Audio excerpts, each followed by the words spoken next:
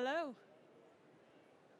Good afternoon, everybody. Thank you for joining us here today. As an introduction to myself, I'm Dr. Kelly Sheridan, Head of Research at the Microfiber Consortium, and this is Sophie Mather, Executive Director. And today we'd like to talk to you about change that's required at the manufacturing level in order to reduce microfiber pollution in the environment. And we'd like to share specifically with you guidelines that we will shortly be releasing and take you on a journey with our learnings over the past 2 years of work that we've been doing to develop this. Our agenda for the day is going to be a little bit of an introduction from Sophie around the Microfiber Consortium and our 2030 commitment and roadmap. I will set out a little bit of the context of the microfiber problem for you before we go into more detail about the manufacturing task team that we've set up and the work that we've been doing. And finally, we'll finish with a call to action from yourselves. I'm going to pass over to Sophie now. Thanks very much for getting us set up and going there, Kelly. So nice to see you all here today. Before I get started, I'm really interested to know who we've got in the audience. Kelly spoke about the fact that today we're going to be talking about the manufacturing guidelines and how we're going to be able to support manufacturers. So I think just as a first thing, it would be good to see if we've got any manufacturers in the audience. Could you maybe raise your hand if you come from a supply base or... Maybe everybody's, a few of you wonderful. Brands and retailers. Yeah, great. And academics, researchers. Well done, you represent a big group there. So yeah, that's really good, and it really helps set the tone for today's conversation so we can really understand who we're talking to. So just a little bit about the Microfiber Consortium, because I want to make sure that Kelly's got enough time to talk about the great work behind this. We are a research-led sustainable textile NGO. We're a very small organisation based in the UK but operating globally. And we support brands, retailers, suppliers, various industry organisations, etc. What's unique about what we do is we link that very deep academic research with the ability for the industry to make product change from the learnings that we do. So what we are doing is taking that research and providing it into a place and space that brands and retailers can make that product change. And the guidelines that we're going to be talking about today are one of those tools that we develop to make sure that we can take the right action to stop this from happening. So the way that we actually do our work is we look to develop root cause change. So there's been, a lot of talk about this topic where people are looking at filters, looking at ways they can capture fibre loss. But as textile-led organisation, we really believe that we can make that change as close to the source as possible. And that's by working with these wonderful suppliers out there and really helping them understand where that change can be made.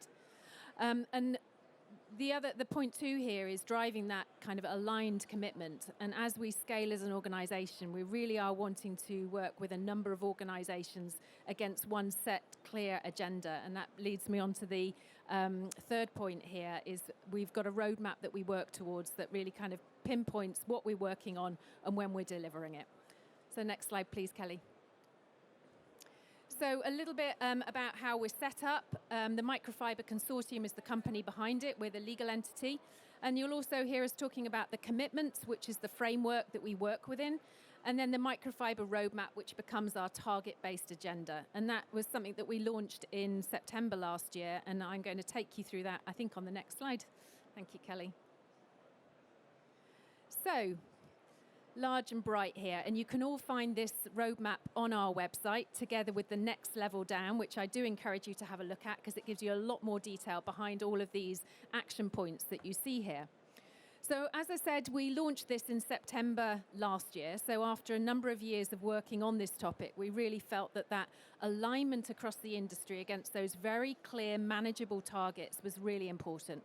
We were getting a lot of people coming to us saying, great work that TMC are doing, but we need access to it as well. So there was that need to actually scale what we were doing and bring a lot more people on that journey with us.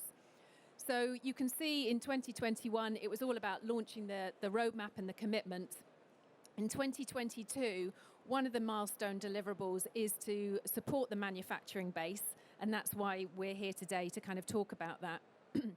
And also other work with regards to dissemination tools and things. But basically, if you look at the roadmap, the line that goes through the middle is demonstrating that everything we do is very much underpinned by that research that's required. When I first got into this topic, I don't know, about 6 years ago now, it seemed like it was a difficult topic, but kind of manageable. And the more we learn about it, the more the complexities come about. You know, so we're understanding a lot more about it, but we realize there's a lot more to learn. That all comes through the research that we do there. So you'll see as we map towards our end goal of 2030, we've got a number of different platforms that we're going to be delivering, and some of those we'll talk about later. But ultimately, we want to get to 2030 with a signatory base of 250 plus, and with tools and resources that can support you in making that change and reducing the impact that that the microfibers are causing to the environment. So thanks, Kelly. So if you look at the tools that we actually work within, the assets that we have as an organisation, and this very much underpins the ability for us to deliver against that roadmap that I just shared with you. There's three key areas, and I think Charles touched on the first one, the testing, when he introduced us earlier. The test method has been core to a lot of the work that we've been doing, and has been really, really important in enabling that aligned understanding of how much fibre comes out of textiles. So TMC have been working on this, and our signatories use this test method to measure how much fibre is coming out of various different materials. We've then got the data portal and the knowledge hub, and I like to explain these as two bookends of what we do. If you think about the data portal as the kind of data entry, the technical input of the understanding, this is a unique, world's first database, really, where we have got testing information from 500 materials at the moment, and we're scaling that, together with the technical information about those materials. So for example, if it was the fabric, the cotton fabric from my shirt here, in the data portal, we would have the full technical specification of this material, so what yarns, what coloration methods, what structure, what weight, etc. Many, many different data entry points there, together with the testing information that tells us how much fibre is being shed from this shirt. So we can use that as we're scaling the data in the data portal to really support the data analysis that Kelly and her team are able to do, and that gives us the information of what's driving this fibre fragmentation and the fibres coming out of our clothes. So the data portal is one end, one bookend. On the other end, and this is very much at the kind of brand and retailer level, I would imagine, so all of you that put your hands up there, this becomes our online dissemination platform. So coming from a brand myself, really understand the needs for a brand and retailer to have that easy access to information. So when they're making product decisions within the organization, they know what to go to and how to get that information. So it could be that, you know, there's information on yarn that you need to provide back to your supplier, or a particular finishing method or coloration method. That will be housed in the Knowledge Hub, which we are working on at the moment. So you can see how the three tools are kind of supportive of each other, and how that becomes that supportive structure for the roadmap that I spoke of before. So at that point, I'm going to pass back to Kelly. Thank you. Just out of interest, I wondered whether, or how many of you would be quite confident in being able to define what a microfiber is? Can I have a show of hands if you are confident that you understand the term microfiber when we talk about that? Okay, so a few of you, so that's great. But for those of you who are less familiar with it, I'll take you through the journey to explain to you what we mean by microfiber and why it is important for you to understand that in the context of environmental pollution. So from a technical perspective, a microfiber is a technical term for a synthetic fiber that is finer than 1 denier, or decitex, and has a diameter of less than 10 micrometers. But nowadays out in the world, Microfibers used to describe fibres that are shed from clothing during their production, consumer use, and also end of life. And they end up as pollution in the environment. There is a common misconception, however, that microfibers are all microplastics, or fibres that are synthetic. And that is because that has been driven by environmental scientists who have gone out into various environments and collected samples and analysed them for microplastics. And part of those microplastics are synthetic fibres. We use the term microfibers to mean all types of fibres, including natural fibres. And that's because fibres can be shed and lost from your clothing regardless of what it is made from. There's also a common misconception that if a fibre is of natural origin, it is of no harm. It's because it's natural, in the environment it will biodegrade and it won't cause a problem at all. That's simply not true. First of all, a cotton fibre, by the time it comes from its natural form from a plant and it's turned into a fabric, a cotton fabric, it's chemically treated and its structure, its polymer base is changed. That means it's no longer in its natural state. So we have altered that such that it doesn't naturally degrade as you think it might. That also applies to wool fibres. So fibres of natural origin are just as important in this conversation as those of synthetic origin. Where do they come from and what's the problem?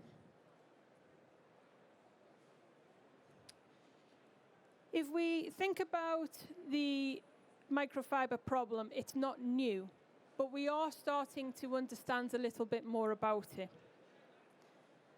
The fibres that we're talking about are tiny. You will have known them, you've seen them around in your house in the dust that collects on the floor, when you have a garment that releases fibres quite easily and it transfers onto your coat that you're wearing, your under jumper transfers fibres onto the coat, or your wool coat transmits fibres into the surroundings that you're living in. So they're tiny and they move around really easily, and there's lots of pathways that can get them into the environment that will cause a pollution. They travel to lakes and oceans through water, so when you wash your clothes, that water releases the fibres within the water that is caused from the wash will be released into the oceans and lakes. We talked about just now fibres being lost from your clothing just by you wearing them into the air. That forms a pathway to waters as well. It can also cause inhalation risks. Furthermore, once that pollution has happened, it has a toxicological effect and it can have a physical impact. So the fibres themselves, when they land up into marine life or animals, terrestrial, land, they can physically cause an impact. But the fibres also have chemicals that are attached to them in the form of dyes or chemical finishes that can be transferred into that environment once they are polluted within it. So in order to prevent microfiber pollution, we need to understand where the greatest risk is, where those risk points are, such that we can mitigate that happening. So let's think a little bit more about the journey of the fiber itself and what happens to it.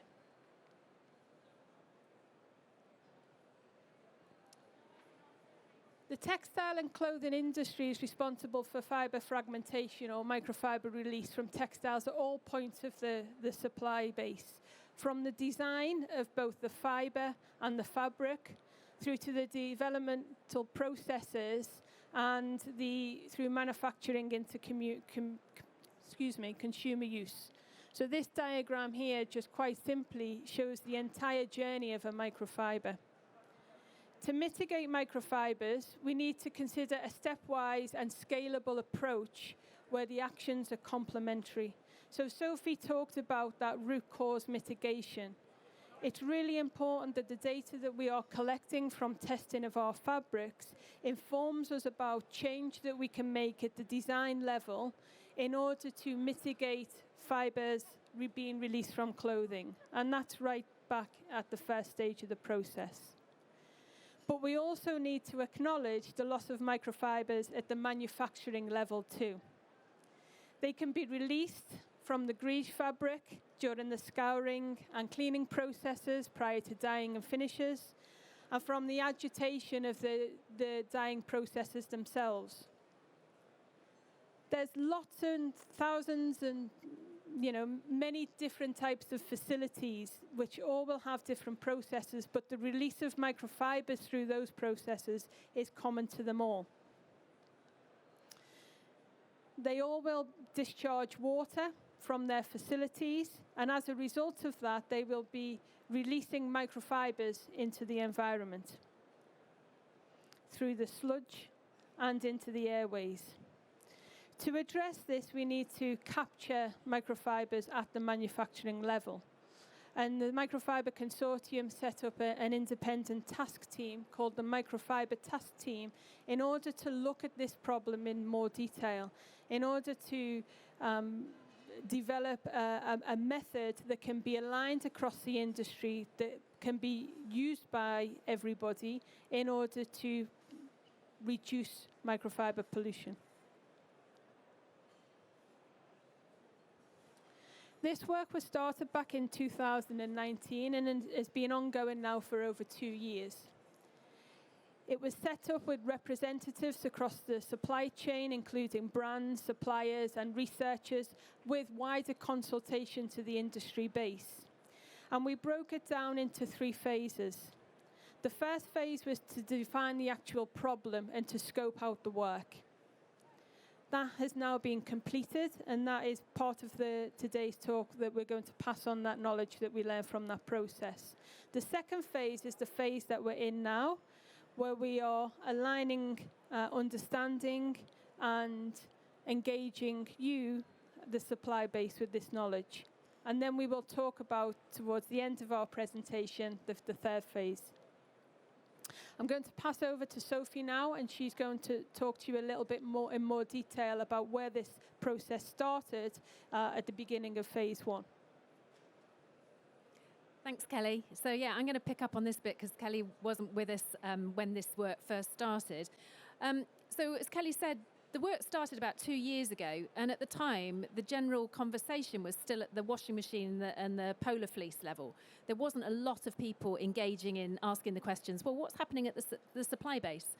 And if you think about it, a domestic washing machine, as it's scaled up, becomes the dye machines in a textile facility. So it's a kind of no-brainer that we're obviously going to get fibre loss coming out during manufacture.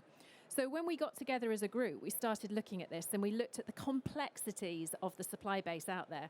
I mean, the fantastic array of different suppliers we have here today, the machinery they use, the different processes, the different wastewater treatment plants that they use, it is very complex and immense. And we spent quite a long time as a group almost going around in circles saying, well, how are we going to do this? Because the industry is so complicated. So we actually homed in on the fact that all facilities will have an approach to how the water goes from their facility, so the wastewater element of it. And we felt that that was going to be the simplest way to actually get a consistent approach across the industry. So as you can see from this first phase, there was a lot that went behind actually scoping the work, looking at the problems, scoping the work to enable us to move forwards and get a consistent method that we could roll out across the industry. So that was in the first stage, and you can see there that the scope of work then was defined as wastewater treatment operations of textiles, apparel and footwear suppliers with wet processing facilities. So we're just talking at this stage about facilities and fibres that are lost through the water pathways that Kelly spoke about earlier. So at this point, I'm going to pass back to Kelly to talk about phase 2. Thank you. Okay. So today really is today's the day that we release our positioning statement on the work that was being conducted on the back of the phase 1 of the manufacturing task team. It's been released to our website today, and at the end of the talk, you'll have an opportunity to link into that to be able to see it for yourselves directly. Following this, our full guidelines will be released on the 6th of May, and I will be hosting, along with Sophie, a webinar where brands and suppliers or signatories will be able to ask any questions that they have, and we'll talk them through the guidelines. Within the next 6 months, we'll also be translating these guidelines into Mandarin, so we have the ability to really engage the global supply base. The positioning statement and guidelines provides you as brands and suppliers with an accessible and realistic source of industry best practice, which is endorsed by the scientific credibility of the Microfiber Consortium through the task team that is representative across the industry. The positioning statement is a kind of key takeaways from the guidelines itself. So that will be available to the public. So we want, again, to engage the supply chain as much as we possibly can by reaching as many people as it's possible. And ultimately, our aim is to align understanding as well as engagement in order to take action. So what are our key takeaways? First of all, what we are asking is you as an industry adopt and adhere to an aligned cross-industry alignment on these guidelines in order to minimize the impact of fibre fragmentation. That is our ultimate goal. We're very clear that all fibres, both of natural and synthetic fibres, should be considered. So no textile mills, which is not, producing cotton or wool or natural fibres, they shouldn't be excluded from this process. We also recognize that there will be some no-cost or low-cost mitigation methods that either are already being conducted in facilities or can be conducted in order to mitigate microfiber release. And we very much welcome and acknowledge those as part of the process. We're not here to say straight away that the only solution is to implement very expensive technology in order to capture microfibers from being released in the effluent. We are working with you, again, coming back to that, what is the realistic approach that can be applied? But there may be, in some cases, that additional technology which may be implemented. Although centralized effluent treatment plants, municipal effluent treatment plants are excluded from the scope of our work, we very much encourage them to also follow our guidelines as best practice. We acknowledge, going back to that no cost, low cost and expensive technologies, we acknowledge there are different technologies which can be applied, from ultrafiltration through to simple sieving techniques. And our guidelines talk through the possibilities of those technologies and what benefits they will bring. By employing this, it's not just a reduction in microfiber release that we will be seeing. There are also additional benefits to the factory or facility, which also should be considered as part of this process. And probably one of the things that we get asked about most is regarding any compliance regulation that we will apply to this. At the moment, there is no standardized test methodology across all factories. in order to supply information regarding microfiber release. And as such, it's not something that we are recommending, but it is something that we will be looking towards in the next stage of our process of our task team. So looking forward, what are we going to do with that? The knowledge that we have on the back of the positioning statement that's been released today, and our guidelines, full guidelines that are going to be released in 2 weeks. Well, I've picked up on that test methodology, and that is going to be the key focus of the next phase of our work. We need to identify and align a process, a method that can be used to measure fibre loss within wastewater at a manufacturing level. We need to determine a baseline from which we can measure against.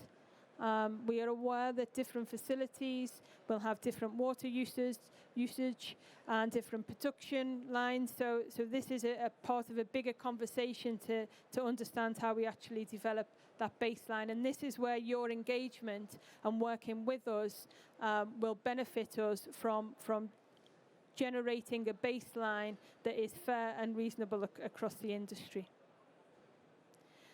And following that, in order to report, generating that information allows us to determine impact. If we have a baseline, how are we moving forward? How can we report back against that? And we're going to be working with ZDHC in collaboration with them to identify that reporting and data collection structure in order that we can capture that measurement and control microfibers and feed that back into the industry. So with that, I'm going to pass you back on to Sophie. Thanks very much, Kelly. Great, so now, call to action. There's quite a number of things here.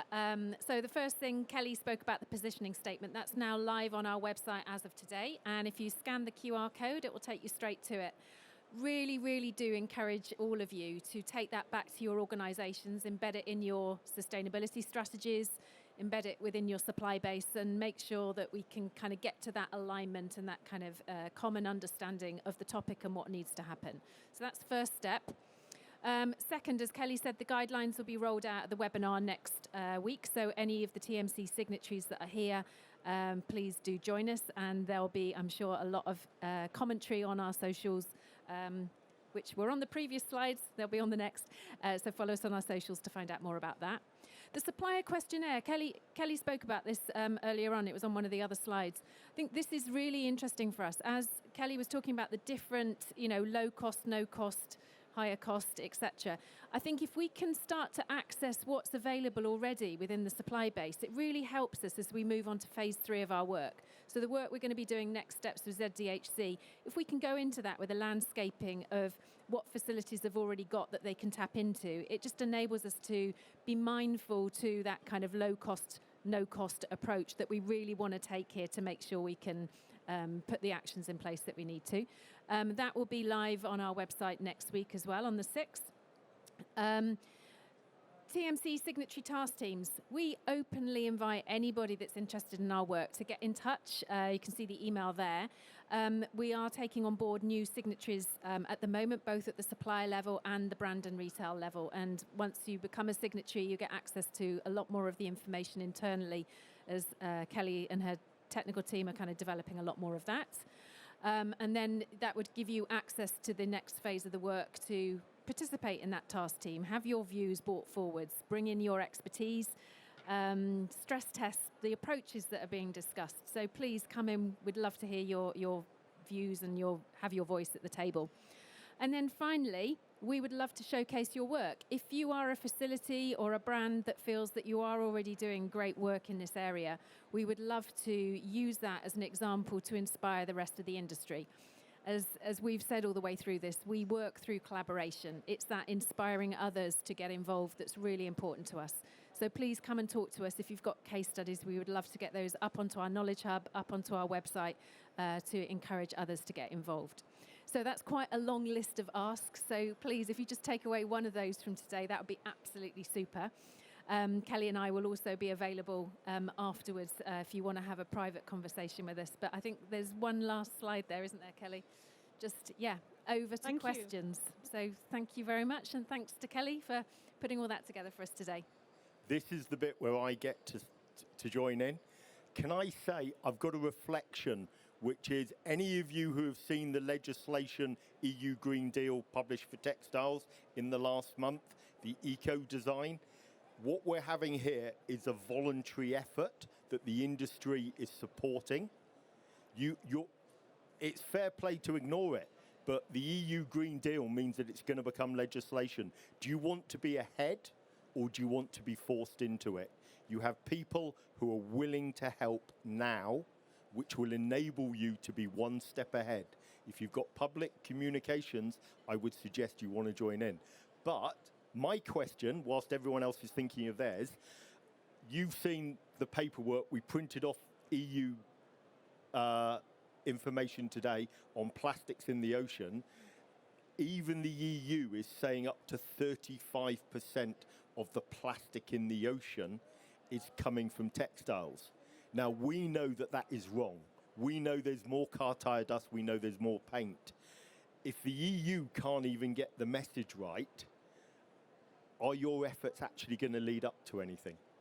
Yeah, our efforts will. We get involved in policy conversations. We had a meeting earlier on, actually, you know, talking about how we provide our science-based research into the policy-based conversations. Also, we spoke about the knowledge hub here, and that's really important for us to have that public, open access of information. So when people are making those sorts of reports, they can come to a place that is reputable and science-driven.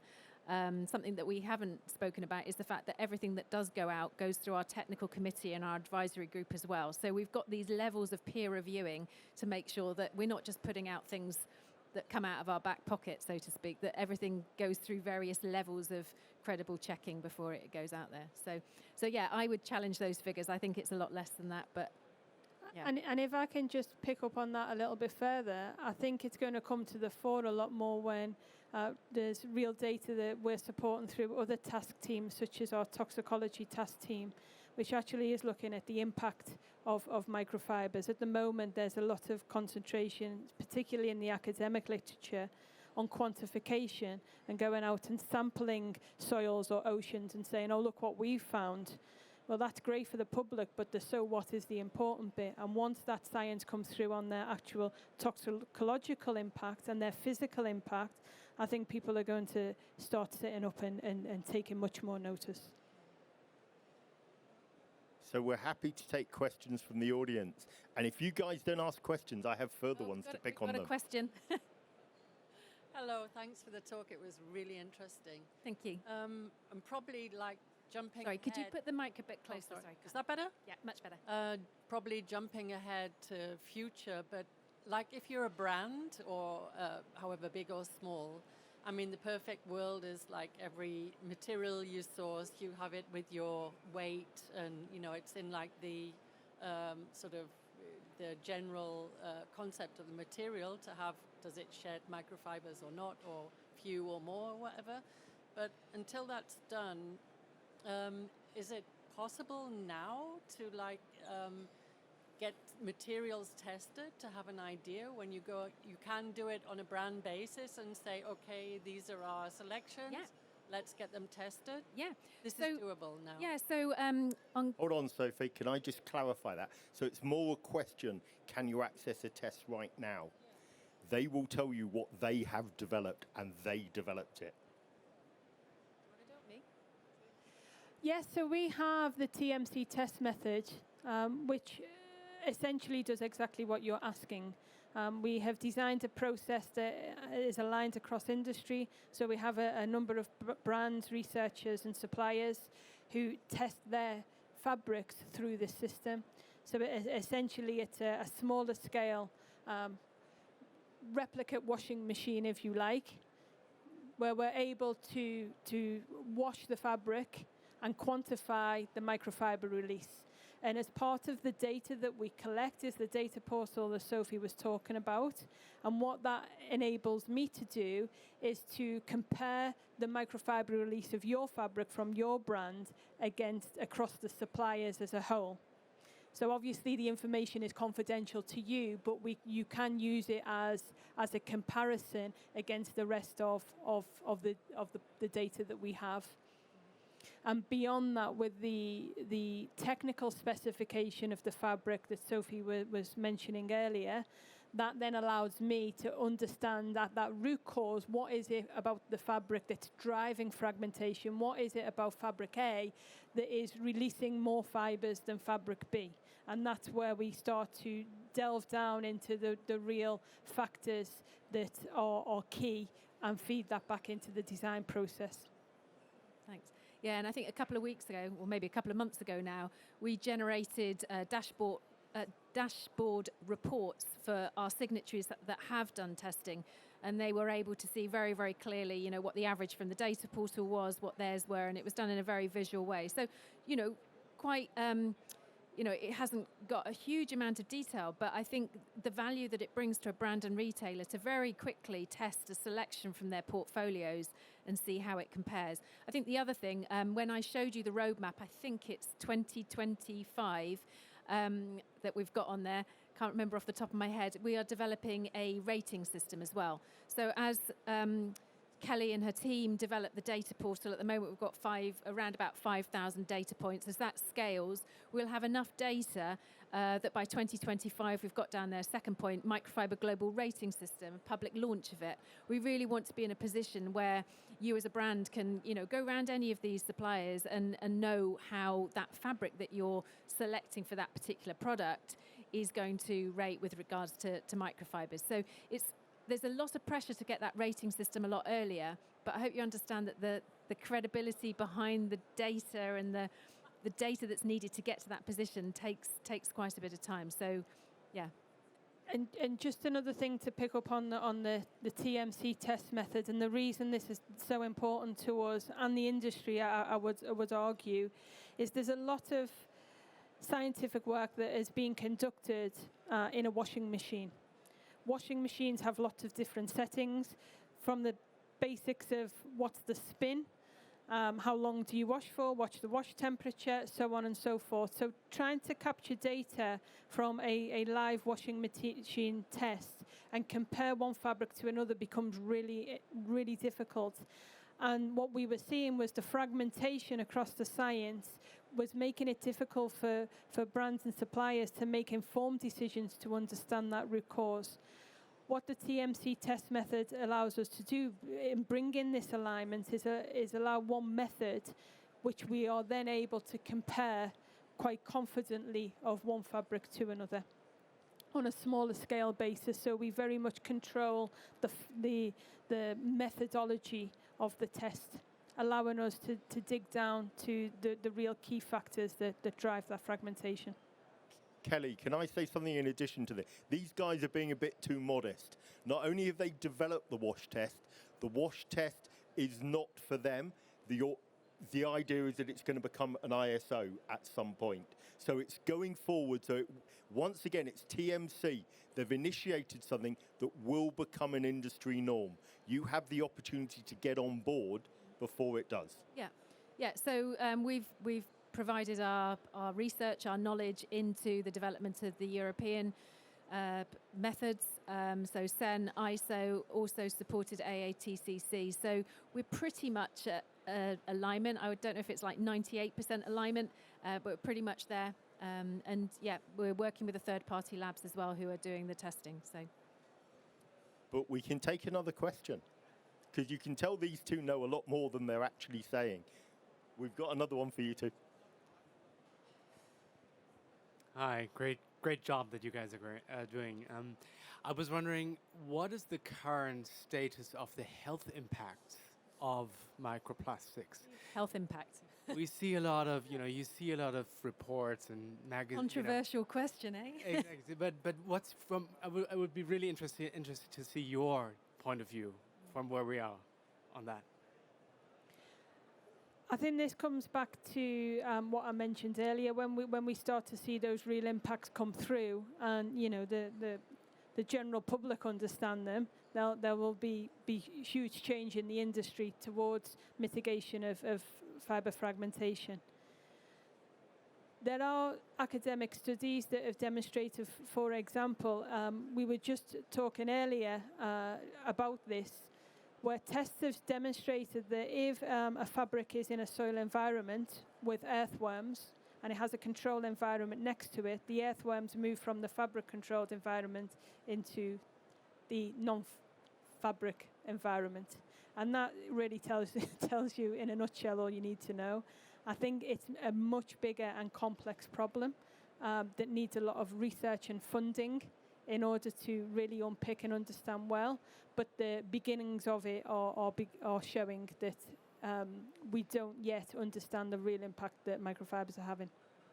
But to that point, I think people that have been in the industry, a long time will know that there's been a lot of cases, the cotton industry. Why, when we go around factories, you've got the shielding for fibre fly, denim industry has got a lot of respiratory issues connected with it. Asbestos. Yeah, it's not new, it's not rocket science. We've seen it in the textile industry before, it's just got a new name, it's got new packaging. So yes, to answer your question, there'll be health impacts, but the complexities of defining it exactly to this and, saying what's happening is very complex to do. And not within our scope. I'm not going to hold my hand up to that one, I'm afraid. What they're saying is that remember the dodgy chemicals that use the microfibers as a way to get into our food chain. We can take one more question if there's one more question. Otherwise, I let these two off stage. And I'd say we're around until lunchtime tomorrow. Please come and find us. We'd love to speak to you on a one-on-one, but you've got plenty of contact details here, so reach out to us or the rest of the team. But Sophie and Kelly are going to be stood here after the presentation so you can pick on them. But can we show our appreciation to them, please, for the presentation? Thank you. Thanks, Kelly.